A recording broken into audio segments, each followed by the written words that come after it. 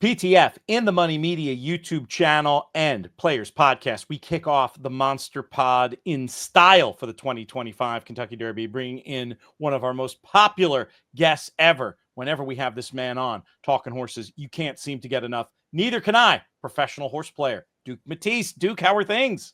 Hey, Pete. It's good to be back with you. I heard we're all gonna survive, so that's good. That's the plan. That's the plan as it stands now, my friend. Surviving this 2025 Derby may be another matter. We're talking about a horse here who right now is in the picture, 20th on the points list. We're recording this before the Bluegrass, so that situation could change. I think he's got a very reasonable shot of getting in. If he doesn't get in the Derby, he's certainly going to be in some big races and is worthy of discussion. We are talking about this John Shirreffs trainee, Baeza. Very, very good, I thought, in the Santa Anita Derby, just going down late to the very impressive, going to be the favorite. Journalism in the spot. Tell me, I gave you the pick of who you wanted to talk about. Why did you choose Baeza? I chose Baeza because I think Baeza is he's like the now horse. He's really, really coming into himself, and I knew he was going to run huge in the Santa Anita Derby. I was really, really I singled him in almost everything, which, is crazy because I can't believe he went off 14-1. We had that race, that maiden special weight race, as a really, really quick race back in February. And he's got all the breeding. I mean, he's out of a mare that's had a Derby winner in Mage. He's had a Travers winner in what the heck's the name of the horse? Dornoch. Yeah, Dornoch, who Jason owns, Jason Worth. So he just has all the right stuff. John Shirreffs is always very patient with these horses, and for him to have that horse already cranked up this far, I think Derby Day, you could really, really see something special here. Want to let folks know this video brought to you by our friends at TwinSpires.com. The Kentucky Derby Betting Challenge coming up on Derby Day. You can qualify all month long. TwinSpires.com. Navigate over to that tournaments tab. Get involved with horse racing's latest major tournament. I love the sound of it. You say you knew he was going to run well. Looking at his PP cut, what made you think that? What were you seeing in there other than the fact that maiden race was fast? Well, he did it in a way where even I wrote as my comment, I said, really nice effort, had more. He had even more. Like he won like a horse that you knew he could have won by 10 easily. So right. I like that going longer. I like that when they're going to go 1 1/8, and distance isn't going to be a problem with him. Like we talked about. I mean, Mage won the Derby, and Dornoch won, the Belmont and the Travers. I mean, Belmont and the Travers. How'd you like to own that dam, by the way? A couple of classic winners, and then an interesting runner to maybe get a third one 3 years in a row. Talk about a blue hen. I know, she's amazing, right? I mean, she's got to be worth a fortune. I guarantee what those guys probably aren't looking to sell her; they're just looking to breed her. So get more of them. Anyway, I just really, really, really liked the way he was coming into the race. I knew journalism would be tough, and Citizen Bull would also be tough. And I just thought, hey, I'm not going to get another chance at 14-1 to single a horse like this. So he's lightly raced. He's only got 4 races, which I think is a good thing for the Triple Crown. If you're going to win it, it seems like that's the formula for the last few Triple Crown winners. Justified was very lightly raced, and I think this horse has got that similar type of form and similar type of running style, and I think he's the real deal. Let's talk about him vis-a-vis journalism specifically. Do you see a specific reason watching back that race why Baeza would reverse form with journalism, or is it just the case that once again Baeza will be a multiple of journalism's price should they line up in the gate against one another?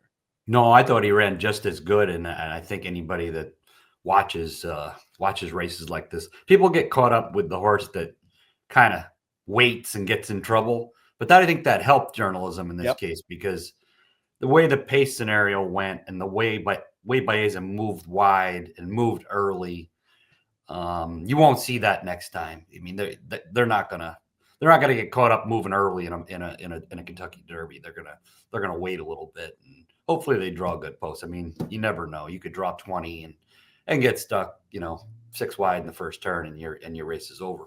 But we got to hope that we draw something where we can fall into a spot. And Hector Berrios is, I assume he's going to ride it. I don't know that for sure, but I assume he's going to ride it in the Derby. He's a very patient guy. So for him to move early like that was kind of surprising for me.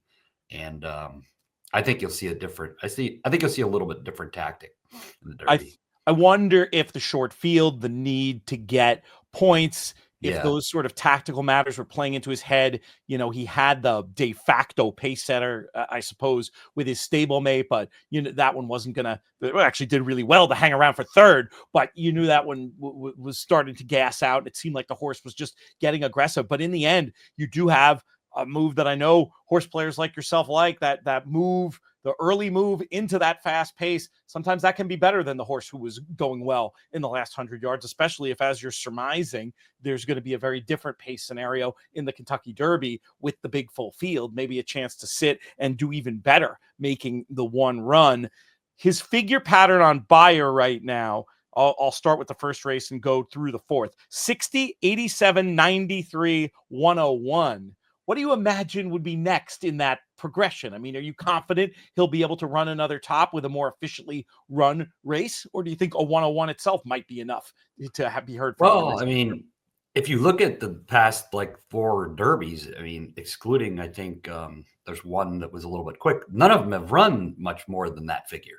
Right. So we're talking about horses that don't really have to improve. Baeza and journalism are already there.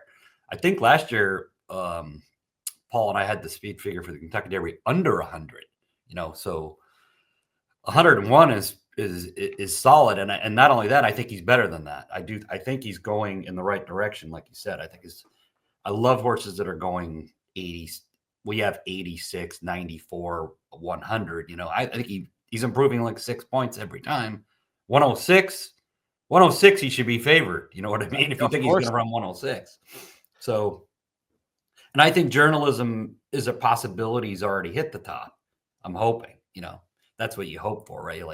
If you're a little bit against him, he's already gotten 100 twice.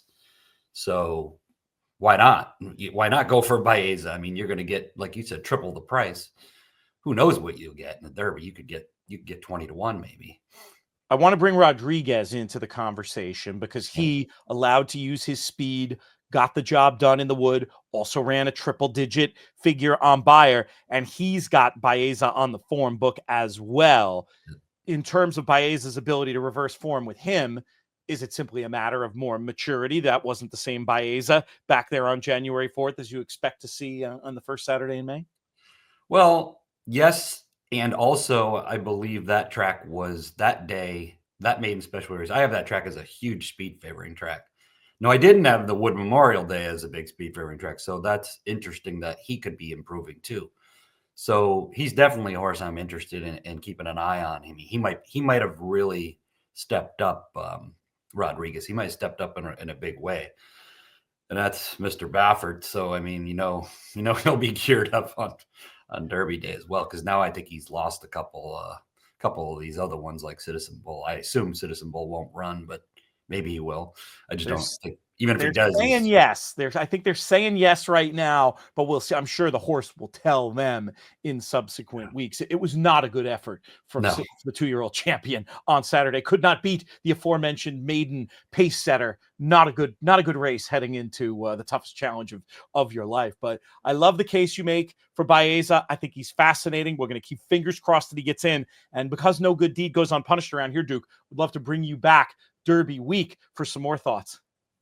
100%. Yeah. I mean, no way I'd be running Citizen Bull in the Derby if I owned him, but I mean, I don't think he can. It doesn't seem like he's going the right way. So anyway, I think Baeza is going to be, let's put it this way. I think he'll hit the board. If he gets in, I think he'll hit the board. And then what else can you give out? I've been good luck on this Monster Pots. I've given out some winners on Country here. House. If folks Country House was a pretty good one.